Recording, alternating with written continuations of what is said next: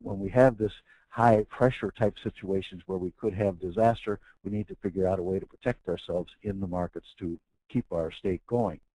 Now the charts we're going to use, as I mentioned, is Vantage Point Intermarket Analysis software.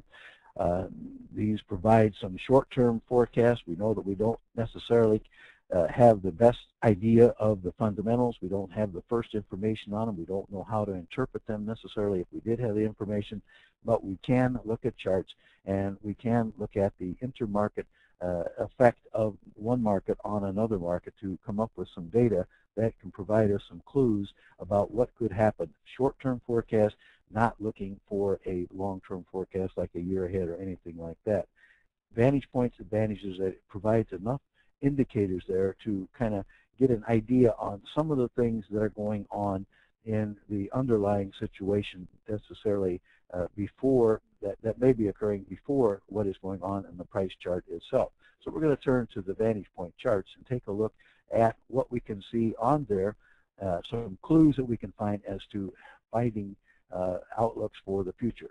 And the chart I'm using here for my example, and it applies not just to this chart but to other charts as well, is the E-mini, one of the most popular trading vehicles that we have today. And when we look at the E-mini, of course, we want to compare that if we're going to look at it, and we're going to pretend like we're weathermen here for a second. We're going to look at here, well, we have this situation here, we have this front coming in, and then we have this up here where we have a pressure system that is putting pressure to push the markets down. We know that as the prices go up, there's that intense pressure that builds up, selling pressure that kind of builds up and helps to kind of try to force the markets back down. So we have this kind of weighing over the markets. And then when you look at the future, we can say, well, when it gets back up there again, we have another potential pressure system here. We have another one over here. You have all these kind of pressure systems that are weighing in the market. At the same time, of course, the market goes up. You also have some things that are pushing prices higher. You have the high pressure types of effects to push the markets higher. You kind of, from these, you have a situation where you have the alternating highs and lows, just as we have systems that move in weather across our area. One day we have a high, we have some nice weather, it might be cool, but it's nice. The next day we get the rainy forecast, kind of the way it is with charts when we look at it.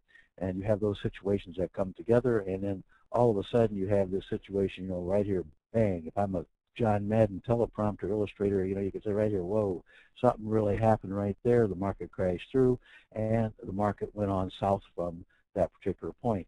That's the area that potentially could be opportunity, potentially could be big risk. So if we're looking at it as a weather forecast, well, we really had a storm there, and we know that if the market goes through this storm, nothing, just ends in the storm, nothing lasts forever, and you get kind of a bottoming situation, then you start having this pressure build up again to then move the prices back up to the upside.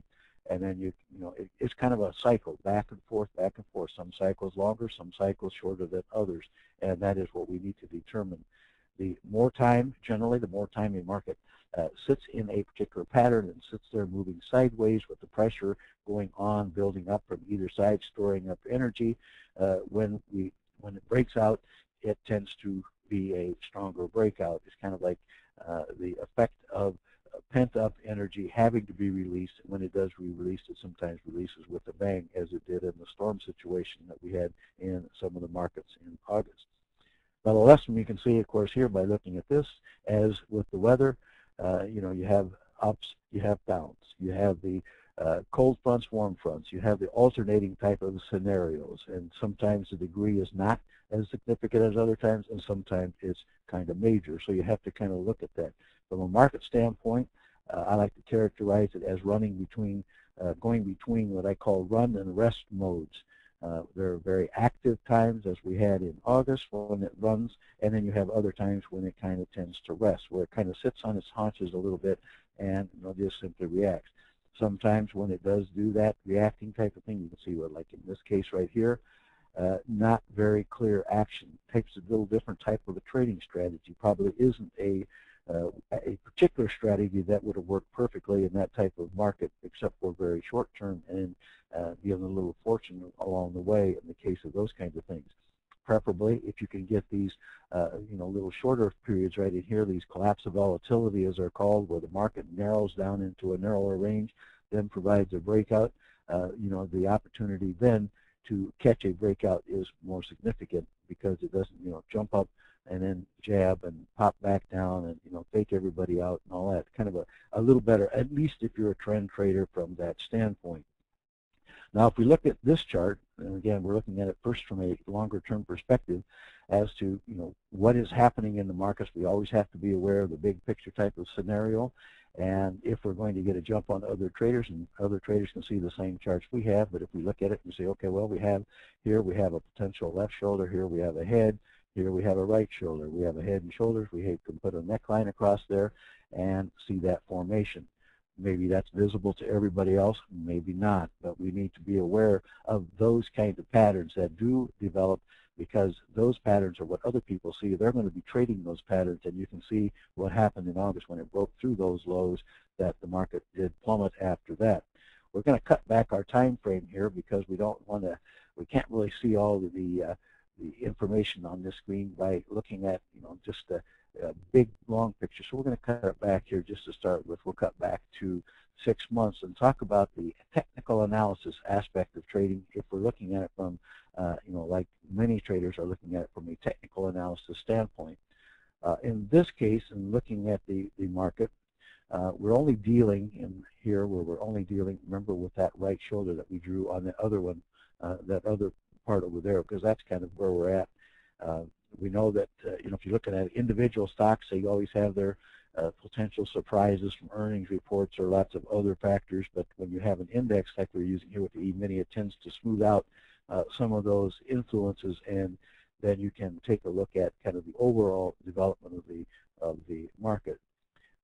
In this case, when we're looking at the market, we can say, well, it looks like, again, you have to use a little imagination here sometimes, a little art in technical analysis, but you can say, well, we got possibly an M type of formation here, and we have a situation where then when the market did break down, we had the interim lows right here. Once it breaks through that interim low, signaling lower prices ahead, and then particularly when it breaks through what we had on here as the neckline, breaking on through and plunging to the lower level.